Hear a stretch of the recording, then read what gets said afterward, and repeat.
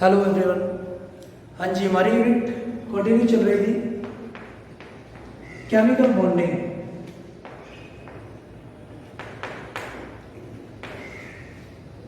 Last time हमने वसेपर theory की थी। वसेपर थ्योरी में हमने पॉलीएटॉमिक एटम्स की स्ट्रक्चर निकाल लिया था, शेप निकाल ली थी, ज्योमेट्री डिटरमाइन कर ली थी। ठीक है, तो आज हम करते हैं हाइब्रिडाइजेशन थ्योरी। हाइब्रिडाइजेशन थ्योरी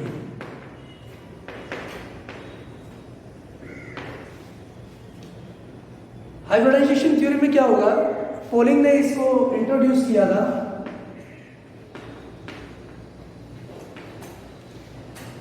हाँ जी, कि जो एटॉमिक ऑर्बिटल्स होती हैं, हमारे पास जो एटॉमिक ऑर्बिटल्स होती है वो इंटरमिक्स होकर एक नई ऑर्बिटल बना लेती है, जिसको हम क्या बोलते हैं, हाइब्रिड ऑर्बिटल बोलेंगे। ठीक है, the atomic orbitals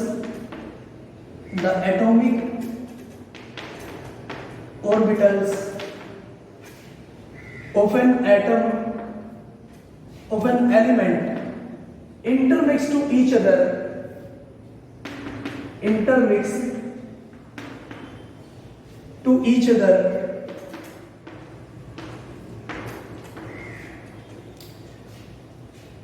resulting the formation of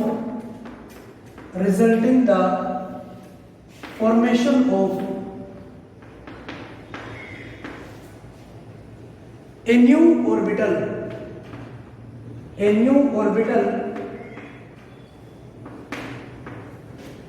called atomic orbital, called hybrid orbital,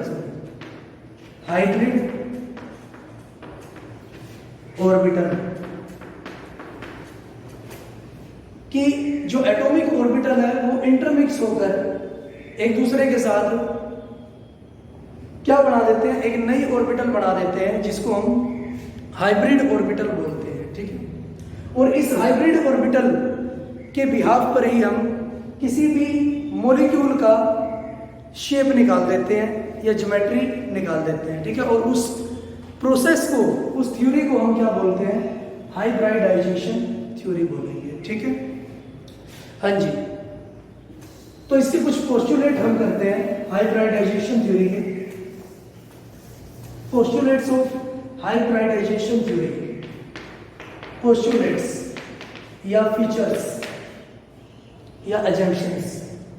तो सबसे पहले उसने क्या बोला, the number of hybrid orbital is formed is equal to the number of atomic orbital intermix, कि जितने एटॉमिक ऑर्बिटल बनेंगे मिलते हैं उतने ही हाइब्रिड ऑर्बिटल बनेंगे। जैसे अगर एक s ऑर्बिटल मिलता है और एक p ऑर्बिटल मिलता है, ठीक है, दो एटॉमिक ऑर्बिटल मिल रहे हैं, तो दो ही हमारे पास हाइब्रिड ऑर्बिटल बनेंगे। ठीक है, ये आप एटॉमिक ऑर्बिटल डायग्राम्स में कर भी चुके हो। ठीक है, हाँ जी, मैं रिमाइंड करवा देता हूँ आपको। ये s ऑर्बिटल है और ये 2pz ऑर्बिटल है। ठीक है, जो कि इंटरन्यूक्लियर एक्सिस के अलोंग होती है।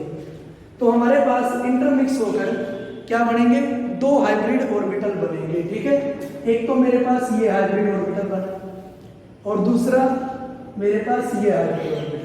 क्लियर है, इसको हाइब्रिड ऑर्बिटल हम बोलेंगे। ठीक है, सेकंड एजम्पशन वो बोलता है कि जो हाइब्रिड ऑर्बिटल बना है उसकी एनर्जी क्या होगी, इक्विवेलेंट होगी, सेम होगी। ठीक है, हालांकि जो एटॉमिक ऑर्बिटल है उनकी एनर्जी क्या होती है, अलग अलग होती है, डिफरेंस होती है। ठीक है, s और p ऑर्बिटल की एनर्जी डिफरेंट होगी, बट जो हाइब्रिड ऑर्बिटल है उसकी एनर्जी इक्विवेलेंट होगी, सेम होगी। थर्ड उसने बोला कि जो बॉन्ड बनती है हाइब्रिड ऑर्बिटल में वो ज्यादा स्टेबल होगी, वो ज्यादा इफेक्टिव होगी as compare to bond formation with the pure atomic orbital. ठीक है, अगर एटॉमिक ऑर्बिटल में जो बॉन्ड बनती है वो वीक होंगी, लेकिन जब हाइब्रिड ऑर्बिटल में जो बॉन्ड बनती है वो ज्यादा स्ट्रॉन्ग होगी। नेक्स्ट उसने बोला कि जो हाइब्रिड ऑर्बिटल बनी है वो अपने एटम्स को इस तरह से अरेंज करती है शेप के अंदर कि उनके बीच मिनिमम रिपल्शन एग्जिस्ट करती है। ठीक है, जैसे मैं एग्जांपल ले लेता हूं, PCl5 है, हमने वसेपर थ्योरी से भी इसको डिस्कस किया था। इसकी शेप आती है टीबीपी शेप, ठीक है। और टीबीपी शेप इस तरह से लाई करती है, जिसमें 3 बॉन्ड होती है इक्विटोरियल और 2 बॉन्ड होती है एक्सियल, ठीक है। तो हाइब्रिडाइजेशन थ्योरी भी ध्यान रखेगी कि जो फास्फोरस एटम है उसके चारों ओर जो सराउंडिंग एटम है या क्लोरीन एटम है वो इस तरह से अरेंज होंगे कि इनके बीच मिनिमम रिपल्शन एग्जिस्ट करती हो, ठीक है, कि इनके बीच जो रिपल्शन है वो मिनिमम होती है, ठीक है। तो ये थे इसके पोस्टुलेट। नेक्स्ट हम बात करते हैं टाइप्स ऑफ हाइब्रिडाइजेशन, किस किस तरह से हाइब्रिडाइजेशन हो सकता है। Types of hybridisation.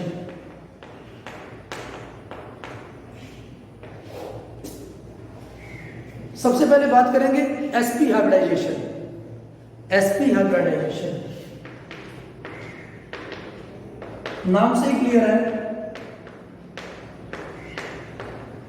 एक तो एस ऑर्बिटल इंटरमिक्स होगी किसके साथ, पी ऑर्बिटल के साथ, ठीक है, और एसपी हाइब्रिड ऑर्बिटल बनेगा, ठीक है। हाँ जी, एग्जांपल ले लेते हैं BeCl, beryllium chloride. Beryllium chloride है, बेरिलियम आपको पता है सेकंड ग्रुप एलिमेंट होगा। हाँ जी, इलेक्ट्रॉनिक कॉन्फ़िगरेशन होगी 1s2 2s2। क्लोरीन है ग्रुप 17 एलिमेंट होगा, ग्रुप 17 एलिमेंट होगा। और इसके पीछे जो वैलेंस इलेक्ट्रॉन होंगे या इलेक्ट्रॉनिक कॉन्फ़िगरेशन होगी वो होगी 3s2 3p5। आप इसको पता लगा सकते हो बकनॉफ से, बकनॉफ में 3 4 5 6 7 8, ठीक है। 10 + 7 17 ग्रुप है। और फटा क्लाउड, ये सारे 2p के एलिमेंट है, सेकंड पीरियड एलिमेंट्स होंगे। तो इससे जो नीचे वाला है फटा क्लाउड वो क्या होगा, थर्ड पीरियड एलिमेंट, ठीक है। थर्ड पीरियड है तो लास्ट इलेक्ट्रॉन जा रहा है 3s2 में और 3p5 में, जो कि इनकी जनरल इलेक्ट्रॉनिक कॉन्फ़िगरेशन होती है, ठीक है, p ब्लॉक एलिमेंट्स की। तो ये आ गया मेरे पास। हाँ जी, 3s2, 3s में 2 इलेक्ट्रॉन है और 3p में है 5 इलेक्ट्रॉन, 5 इलेक्ट्रॉन, क्लियर है। और आपको पता ही है कि जो अनपेयर्ड इलेक्ट्रॉन है वही बॉन्डिंग में पार्टिसिपेट करता है, ठीक है। तो इसमें जो 5वां इलेक्ट्रॉन है वो बॉन्डिंग में पार्टिसिपेट करेगा, बट इसमें कोई भी अनपेयर्ड इलेक्ट्रॉन नहीं है। तो हम इसकी ग्राउंड स्टेट इलेक्ट्रॉनिक कॉन्फ़िगरेशन लिखते हैं। ग्राउंड स्टेट इलेक्ट्रॉनिक कॉन्फ़िगरेशन होगी 1s2 और 2s में 2 इलेक्ट्रॉन 2s2, लेकिन इसमें कोई भी अनपेयर्ड इलेक्ट्रॉन नहीं है। तो मुझे इसकी एक्साइटेड स्टेट लेनी पड़ेगी। एक्साइटेड स्टेट का मतलब कि जो इलेक्ट्रॉन है ग्राउंड स्टेट में, जो वैलेंस इलेक्ट्रॉन है वो एक्साइट होकर हायर एनर्जी लेवल में चला जाता है, ठीक है। हायर एनर्जी लेवल, इससे जो नेक्स्ट एनर्जी लेवल है वो क्या होगा, 2p, ठीक है। हाँ जी, तो मैं बोल सकता हूँ 1s में 2 इलेक्ट्रॉन है, हालांकि वो वैलेंस इलेक्ट्रॉन भी नहीं है। तो 2s में 1 इलेक्ट्रॉन चला गया किसमें, 2p ऑर्बिटल में, ठीक है। अब मेरे पास आ गया ये अनपेयर्ड इलेक्ट्रॉन, ठीक है। तो एक क्लोरीन है, एक क्लोरीन तो बॉन्ड बनाएगा 2p5 1 2 3 4 5 according to woods rule आपको पुट करना है, ठीक है, s ऑर्बिटल के साथ। और दूसरा बॉन्ड बनाएगा p ऑर्बिटल के साथ, p ऑर्बिटल के साथ, ठीक है। और sp हाइब्रिडाइजेशन को शो करेगा, ठीक है। हाँ जी, तो मैं इसको दिखा सकता हूं।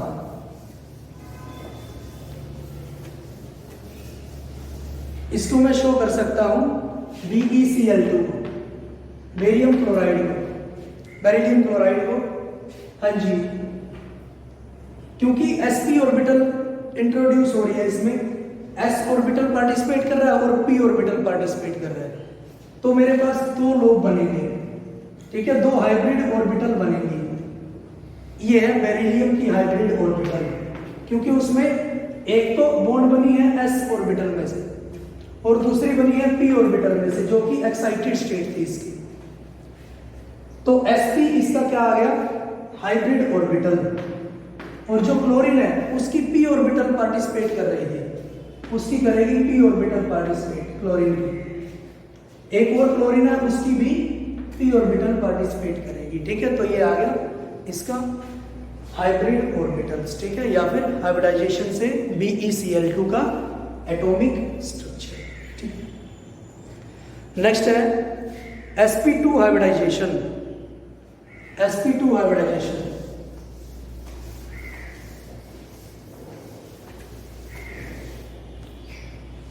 sp2 हाइब्रिडाइजेशन में क्या होगा,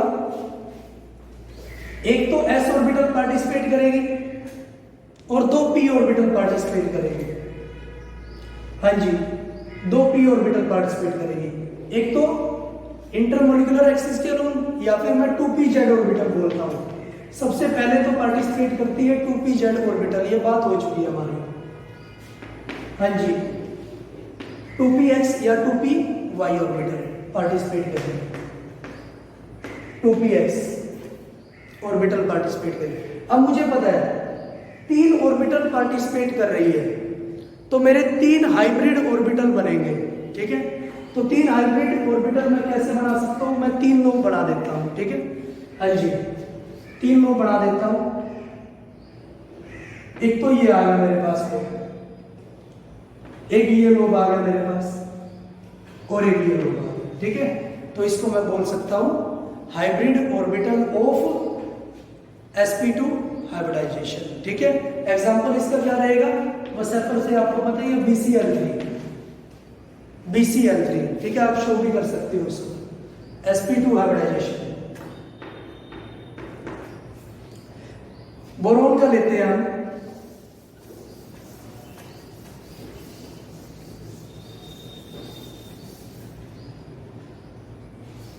बोरोन 5 होता है atomic number, 1s2 2s2 2p1। हाँ जी, BeCl3 हम करते हैं। क्लोरीन है 3s2 3p5, 3 क्लोरीन है तो 3 p ऑर्बिटल पार्टिसिपेट करेंगी, और हमारे पास 3 इलेक्ट्रॉन बैलेंस होने चाहिए, अनपेयर्ड होने चाहिए, बट यहां पर एक इलेक्ट्रॉन अनपेयर्ड है। तो हम क्या करेंगे, 2s2 और 2p1, ये हमारी क्या हुई, ग्राउंड स्टेट। एक्साइटेड स्टेट में क्या करेंगे, एक्साइट हो जाएगा एक इलेक्ट्रॉन। हाँ जी, 2s में बचा 1 और 2p में 2, एक क्लोरीन इसके साथ बॉन्ड बना लेगा, दूसरा क्लोरीन, तीसरा क्लोरीन। तो इसमें बोरोन की एक तो s ऑर्बिटल पार्टिसिपेट कर रही है और 2 p ऑर्बिटल, तो हाइब्रिड ऑर्बिटल क्या बनी, sp2। क्लियर है, बोरोन की एक तो s ऑर्बिटल और 2 p ऑर्बिटल, तो हाइब्रिड ऑर्बिटल sp2, 2 और 1 3 एटॉमिक ऑर्बिटल पार्टिसिपेट कर रही है, तो 3 लोब हम बना देंगे, ठीक है। क्लोरीन की p ऑर्बिटल पार्टिसिपेट कर रही है, तो हम इसका एटॉमिक स्ट्रक्चर बना सकते हैं। इसका स्ट्रक्चर बना सकते हैं हम, 3 लोब बनाएंगे हाइब्रिड ऑर्बिटल के, क्योंकि बोरोन की sp2 हाइब्रिड ऑर्बिटल पार्टिसिपेट कर रही है और क्लोरीन का p ऑर्बिटल पार्टिसिपेट कर रही है, p ऑर्बिटल पार्टिसिपेट कर रही है, ठीक है। तो ये स्ट्रक्चर आ गया BeCl3 का। क्लियर है, sp2 हाइब्रिडाइजेशन। नेक्स्ट हम करते हैं CH4 sp3 hybridisation. sp3 hybridisation, sp3 hybridisation.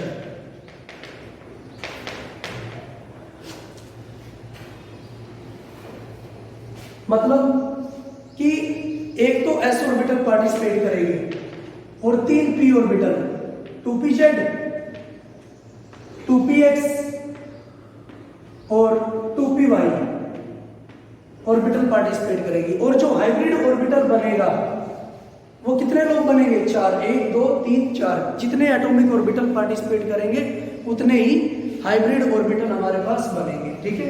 तो मैं कर देता हूं इसको, एक हाइब्रिड ऑर्बिटल है, दूसरा हाइब्रिड ऑर्बिटल, तीसरा हाइब्रिड ऑर्बिटल और चौथा हाइब्रिड ऑर्बिटल। क्लियर है?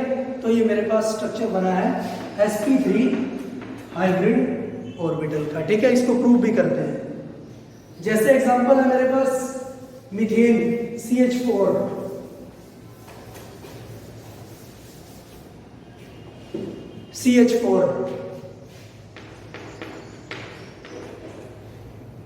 कार्बन है इसमें। कार्बन क्या होगा? 6 होता है इसका atomic number, 1s2, 2s2, 2p2।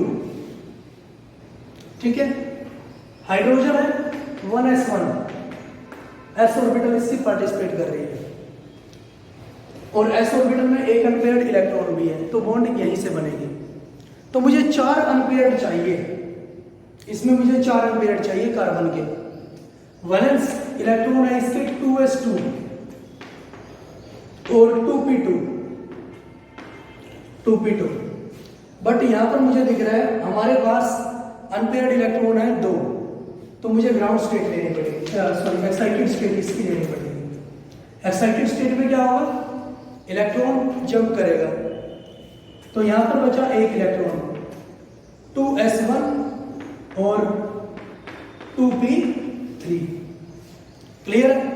अब यहां पर मुझे दिख रहा है कि एक तो ऑर्बिटल s की पार्टिसिपेट कर रही है और 3 p की पार्टिसिपेट कर रही है, तो मैं लिख सकता हूं sp3 हाइब्रिड ऑर्बिटल बनेगी।